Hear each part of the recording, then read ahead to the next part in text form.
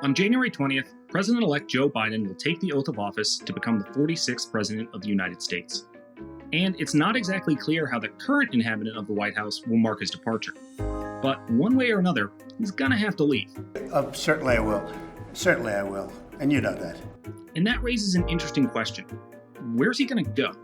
For some, the answer seems obvious. The born and bred New Yorker is breaking up with his home state, officially declaring himself a Florida resident now, claiming he was treated very badly by political leaders in New York. In late 2019, Trump changed his official residence from Trump Tower in New York to his Mar-a-Lago Club in Palm Beach, Florida.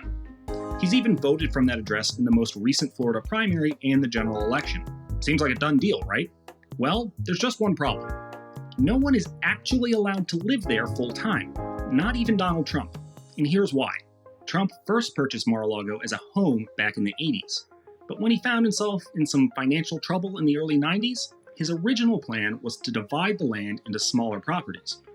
However, the city council rejected that plan.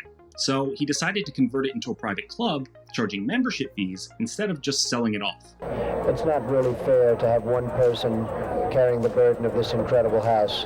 But that deal came with rules set forth by the town of Palm Beach, which Trump agreed to in a written contract. And one of those rules is that no member is allowed to stay there for more than 7 days at a time, or more than 21 days in a single calendar year. This wasn't really a problem for Trump prior to 2016. He still lived in New York, and Mar-a-Lago was a place for him to spend the holidays with family, play a few rounds of golf or tennis, put in some FaceTime with celebrities and other VIPs, and then go right back home. The membership fees covered the costs, and it was a pretty good deal. But as president, Trump has pushed that 21-day limit.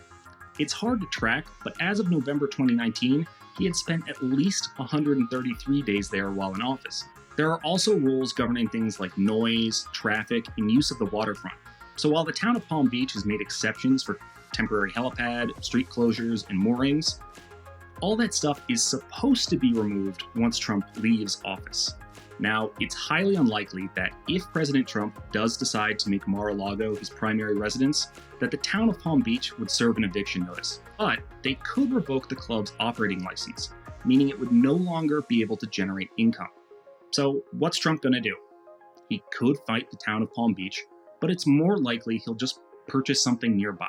In fact, there's a really nice 6-bedroom home listed for $12 million just down the street. And if none of that works out, well, he's got no shortage of other buildings with his name on them.